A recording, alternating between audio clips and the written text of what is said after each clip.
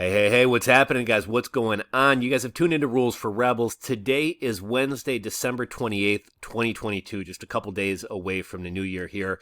Kind of a slow news period, not a whole lot going on in the world. I think everybody just kind of wants to get through the holidays, but once 2023 is here, I think you're going to see layoffs uptick again, and I think the news cycle is going to get a lot more exciting.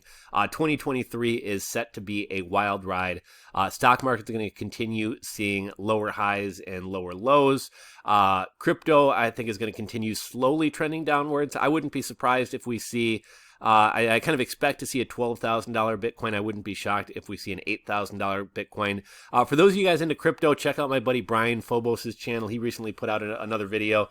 He hasn't been making videos as frequently lately, but he's always got some great insights on the crypto market. And I think he had also predicted, definitely $8,000 Bitcoin in the realm of possibility. The housing market should be interesting to watch. I don't know if any of you guys are shopping for homes right now or are watching the housing market hoping for a crash so that you can get in. I know there's one house across the street from me that's been sitting on the market since summertime. It needs some work on I think the garage needs to be torn down and rebuilt, and the garage is kind of attached to the home. There's another property I have my eye on. It's got like a half-acre lot. It's a town over from me. And that one, continues to get small price drops, but it's been sitting on the market for a couple months. I think some of the best opportunities are going to be in either dated homes or distressed homes. I think a lot of people are kind of maxed out and tapped out, and the amount of people out there who are going to be able to buy a home and have money left over to remodel the home or fix up the home. I think there's not a lot of people out there in that situation. We'll get into the numbers in just a little bit here, but in a lot of markets, the majority of sales happening right now, like over 50% of sales, are cash buyers, cash sales. People don't want to pay these inflated mortgage rates. And if you do have cash, I think we're just kind of at the point where there might be some good buys, again, with distressed or dated homes. But I think things are going to get a lot uglier for sellers, that is, in 2023. And I think there might be more opportunities for buyers. This was an interesting story. So I don't know how many of you guys are familiar with CBD, how many of you guys take CBD. I use CBD. I used to do some marketing for a CBD company, and I got a ton of their product, and I give it to one of my great aunts. She loves it, helps with her arthritis. CBD's been around since 2018. 2018 is when that Farm Act was passed and CBD was legalized. And for the past 4 years, the FDA has not given two shits about CBD. You had all these kind of sketchy products being sold at video stores, at the counters at gas stations. The FDA did not give a fuck about it. But now there's a drug that's been in testing since 2018. It's about to hit the market. It's called Epidiolex, Epidiolex. This is going to be the first pharmaceutical CBD. And surprise, surprise, as soon as a pharmaceutical CBD product is on the market, all of a sudden the FDA is really kind of anxious to ban CBD or regulate CBD. Isn't that funny how that works out? The FDA has not given a shit that you've been buying sketchy CBD over the counter at gas stations for years. But as soon as a pharmaceutical product hits the market that needs to be protected from cheaper CBD products, all of a sudden the FDA wants to regulate CBD. And I forget if I touched on this in yesterday's video or not, but Google, who has never really allowed Google ads or promotions for CBD products, is actually going to be allowing some CBD promotions and sales in Google ads in 2023. It's only going to be for CBD sellers. This is kind of weird. I'm not sure why. It's only going to be for CBD sellers or companies out of California and Puerto Rico. And there are some caveats, right? Like your product is going to have to undergo third-party testing to prove that it doesn't have any contaminants, and also to prove that the THC in the product is under the legal limit, which I believe is 0.3%. Let's see. The U.S. is going to begin requiring negative Mexican beer cough tests from travelers from China. This has been kind of being discussed for the past couple days. Some people said it was xenophobic or racist to single out China. Although we've recently learned that a lot of Chinese people have been traveling over to Italy. Obviously, the lockdowns, the zero Mexican beer cough policy in China has been lifted. And, no surprise, these people have been kept in their homes for the past 2 years. People's immune systems have gone into hibernation. And when you let everybody out all at once, everybody's going to get the Mexican beer cough at once because they haven't been exposed to it. Kind of a stupid strategy. It's kind of, in the U.S., I think we had stupid strategies as well. But kind of the whole goal here is we don't want to overwhelm the healthcare system. We want people to get this in waves. We don't want people to get it all at once. And China is, essentially having everybody get it all at once. I believe there's about 37 million cases per day. And they've been testing Chinese citizens coming into Italy, and over 50% of people were positive for the Mexican beer cough. Today's video is going to be a little bit shorter since I'm getting such a late start. I don't want to steal a bunch of the news from tomorrow's video. We do got a few more stories to cover. So you guys have probably kept up with this whole mess. I think all airlines were kind of a mess with travel disruptions and some of the crazy weather. We had the quote-unquote blizzard of the century, although it was a little bit underwhelming. But recently, some leaked Southwest emails have come out, and basically as early as December 21st, Southwest knew that they had staffing shortages. An email was sent out and said that they had dangerously low levels of staff and they couldn't safely run the airline. So despite the weather hitting and despite the weather causing disruptions, Southwest knew that they did not have enough employees, yet they don't cancel flights. They continue booking flights. They continue selling flights. Why do airlines do this? Sure, you'd be pissed off if your flight got canceled on the 21st and you were supposed to fly on the 25th.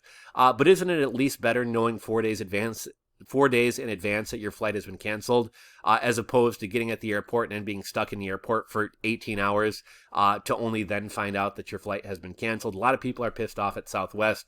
I believe the Department of Transportation is looking into this. We have more storms out west. Apparently, Southwest canceled another 2,500 flights. I actually have a friend who is down in Florida right now, flew down Southwest, and was supposed to be coming back, I think today or tomorrow. Southwest was not going to be able to get them on another flight until 2023, after the new year. So they wound up having to pay a shitload of money to book 2 one-way tickets last minute on some other airline. The other day, over 70% of all Southwest flights were canceled. And apparently now Southwest is also losing everybody's baggage. Thousands of people have lost baggage. Got a couple crypto stories. So Sam Bankman-Fried's parents have hired armed guards after he and his family started receiving death threats. I saw somebody on Twitter was trying to drive by the home, and you can't even get on the street because there's private security all over the place. I don't necessarily wish for anything bad to happen to anybody, but at the same time, it's hard to feel sorry for you. You steal from millions of people, you destroy people's lives, and, big surprise that somebody wants to take your head off. The guy's got everything coming to him that comes to him. Here's another interesting thing with the whole SBF, SBX situation. So SBF got out of Bahamian jail a couple days ago, $250 million bond. He's at his folks' house. Well, all of a sudden, as soon as he gets out, one of the Alameda wallets sees 600 Ethereum move out of it. There's also a number of other coins, Solana and a couple others, that have been sent through mixers and traded for other currency pairs. Is it SBF doing this? I don't know. Here's another weird thing about this whole situation. So with the guy who handled the Lehman Brothers collapse is basically the new CEO of FTX. You have to assume that the people at FTX have the seed phrases and could take this money back. So, if I'm the new CEO of FTX, I'm probably going to move all the money out of the wallets that it was in into new wallets so that they're now secure and nobody has access to them. Did they not do that? If not, why? There's kind of another funny story. I forget all the details about it. Maybe one of you guys can fill me in the comments section or kind of fill in the details in the comments section. But there was a guy, I think he was running a Bitcoin mixer, and the government took a couple hundred Bitcoins from him. He's in prison. His brother, so the government seized the Bitcoin and seized the Bitcoin wallets. His brother, who is not in prison, still had the seed phrase, wound up stealing the money back from the government and was sitting in a bathtub full of money, on social media. Eventually, he did get caught, or he did confess. But it's this wouldn't be the first time that somebody stole their Bitcoins back. So it's just kind of mind-blowing that the CEO and or whoever is running FTX wouldn't have moved the currencies to other wallets. Let's see. Coinbase stock is down almost 8% in the last 5 days, down 25% on the month, and down 87% on the year. I think it's trading at about $36 right now. It had been holding above 50 for a while. Even at its lowest, it was kind of trading in the 40s. I think it held around 46 for a while. What do you guys think about Coinbase stock? Do you have any interest in buying Coinbase stock? I think the crypto market is probably going to be dead until mid to late 2024, if not 2025. So I'm sure it'll probably continue to go down even more. But I look at Coinbase as kind of being the heart of the crypto space. Like if Coinbase dies, I kind of feel like crypto dies. So if you do have a belief in crypto, you may want to, grab yourself some Coinbase stock. I probably will continue averaging into it. What did it IPO at? Like $250. A lot of people are in a lot higher. I think getting in at $35, $36 may not be a bad place to get in. In other crypto news, MicroStrategy, Michael Saylor buys another 2,500 Bitcoins.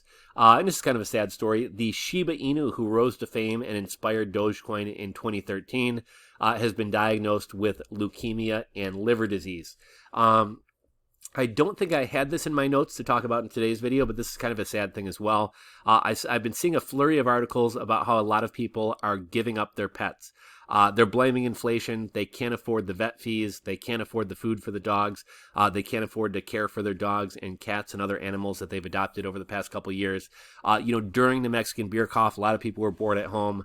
I think something like 23 million people adopted or purchased dogs.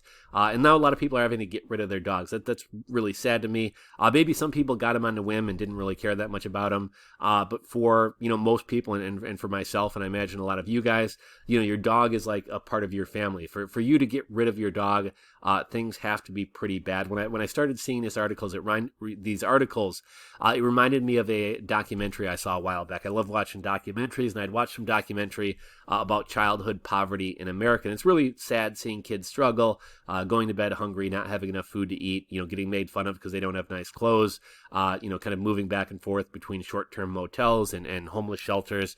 And there was one family featured in this, and they had a dog, and you could tell the kids absolutely loved this dog. They obviously didn't have any toys. They didn't have a lot of friends. This dog was... Oh, sorry, got interrupted there for a second. But this dog was their best friend, and when they had to move into a homeless shelter with their mother, they had to wind up giving away this dog, and it was just heartbreaking. It was terrible. Let's see, what else do we got? Wall Street Journal had an interesting article today. It was titled, "Why Are So Many Accountants Quitting?" I don't believe it's pay-gated, even though most of Wall Street Journal is. So if you guys want to give this a read, you can. Apparently, more than 300,000 accountants have left their jobs in the past 2 years. That's a 17% decline in accountants. Also, less college students are wanting to go into accounting majors. And even people who are in college or coming out of college with accounting degrees, a lot of them don't want to go into accounting. Now, the reason given is traditional accountants are moving into more lucrative positions in finance and technology fields. And also, I got a couple buddies who are accountants. And around tax season, it's an absolute nightmare. My buddy and his wife are both accountants. They normally go on vacation for a couple weeks in January, in like December, because they know as soon as tax season comes, they're going to be working 70, 80-hour weeks. And a lot of younger people are saying, I don't want that. I don't want, my January through March every year to be absolute hell. It just doesn't seem like a good life. And so people are choosing not to go into accounting. Now, if you're in college, maybe this is a reason to get into accounting. They're talking about how people are having to pay accountants a lot more. And obviously, the laws of supply and demand, if there's a shortage of something, the prices are going to go up. But I thought that was kind of an interesting article. We got a jump in home sellers changing their listings from being for sale to for renting, a 9% jump. When I looked at the areas that had the highest percentage of homes that were going to be sold but are now being listed, they tended to be in hotter markets or more popular markets. People either don't have buyers or can't sell the home for what they owe to get out of it. But, how are these inexperienced landlords going to fare? Most likely these aren't people who have a history of landlording. These are people who wound up getting themselves in the situation where they can't sell their house and they have to be a landlord. Are they going to use property management companies? Are they going to be happy with those companies? Are they going to be able to select good tenants? And it'll be interesting to watch over the coming months if a lot of these people, maybe it turns out being a landlord isn't for them. They wind up having to sell these homes at heavy discounts. Open door stock is down almost 93% on the year. I think it might be about $1.05 right now, but earlier today it was trading under $1. It was literally a penny stock. The number of cash buyers has reached an 8-year high due to these high rates. People don't want to pay these high mortgage rates, so they're buying in cash. Nearly 50% of homes sold in West Palm Beach, Florida in recent months were all cash sales. And Redfin's chief economist expects this to continue into 2023, more cash buyers. And that's kind of what I touched on at the beginning of this video. Not a lot of people want to pay these interest rates. Not a lot of people have cash, which means there's less people who can buy fixer-uppers. There's less people who can buy dated homes with plans of remodeling or fixing them up. So if you do have cash, either to buy a home outright or even to get a mortgage, but then you still have some cash to be able to put into and fix up a home, I think there'll be some deals in 2023. And that's even the deals I'm seeing right now. It's all distressed properties, estate sales, things like that. 37% of real estate agents and real estate offices could not pay their rent in November. You guys have probably heard about all the storms out in Buffalo. It seems like Buffalo got hit the hardest. A lot of sad stories out there. We had a bunch of looting. I saw there was like an 18, 19-year-old girl who wound up dying in her car and sending like a frantic message on social media to her parents. The National Guard is actually having to go door to door and check on all those people who lost power, make sure they don't find dead people in their homes.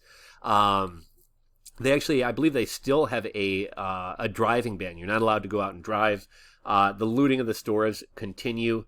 In other news, pretty much this entire country was hit by this recent cold snap and blizzards, and apparently that knocked out the Texas oil refineries, and it could take another 2 weeks for them to open back up, so expect gas prices to go up. When something happens to bring gas prices down, it always takes weeks to trickle through the system. As soon as some bad news comes out that signals that gas prices should go up, you better believe within an hour those gas prices are going up. Let's just talk about gas prices as a whole. I saw Gas Buddy is predicting that within the next couple of weeks, the national average price of gas is going to be back over $4. And this is the last story of the day I got for you guys. Apparently, New York City's Mayor Eric Adams has responded to criticism over the use of facial recognition and surveillance in New York City. A lot of people feel like they're living in a surveillance state. He responded by saying, "Big Brother is here to protect you. That's why we need to monitor you so we can protect you." And just for, kind of a creepy example of all this AI stuff, there was a story a couple weeks ago. There was a woman who was taking her daughter to see some concert at Madison Square Garden. She wasn't let into the concert. The reason she wasn't let into the concert was because the law firm that she works for was suing Madison Square Garden. Now, how did they know this, right? Like, how does some ticket taker at Madison Square Garden know that this woman's law firm is suing Madison Square Garden? Facial recognition software. So this is what ushers in social credit systems. If you notice when you go to the grocery store, they're taking your picture. At the gas pumps, they're taking you. Everywhere you go, they're taking your picture. I don't know what we do about this. It would be a shame if people started damaging some of this facial recognition systems and cameras out in public. But I think it's inevitable that we're just going to have more of this. And one last kind of note. I don't know if you guys remember this YouTuber from probably the early 2000s, or I guess it can't be early 2000s. YouTube didn't come out till 2006, probably around 2010 or something like that. There was a YouTuber by the name of like Surveillance Man or CCTV Man or something like that. And he would go around recording people in public, and people understandably would get upset with him and be like, "Dude, what the fuck? Why are you following me around? Why are you recording me?" And he, normally he'd just stay silent, which would piss people off more. And if he did say anything, he'd be like, "There's cameras everywhere. You're being filmed all the time." And he was basically kind of trying, obviously, surveillance and cameras have gotten even worse in the past 10 years. But he was kind of trying to make the point that every store you go into, every roadway you're on, every toll booth, everywhere you go, you're being filmed. So why do you get upset when you see some guy filming you. Obviously it's easier to lash out at a guy holding a camera than it is at some corporation behind a camera at the grocery store or bank or at the city. But if you guys have never seen that, check it out. I think it's called Surveillance Man or CCTV Man. You should be able to find some videos on YouTube. Again, apologize for the late video. A little bit of a light news day, although we still did wind up going 20 minutes. I can't seem to shut the fuck up. But I'll try to get another video out to you guys tomorrow. And I guess that's all. If you guys enjoyed the video, give it a thumbs up. If you're not subscribed to the channel, click that subscribe button down below and ring the bell. As always, thanks for watching, and I will catch you guys on the next one.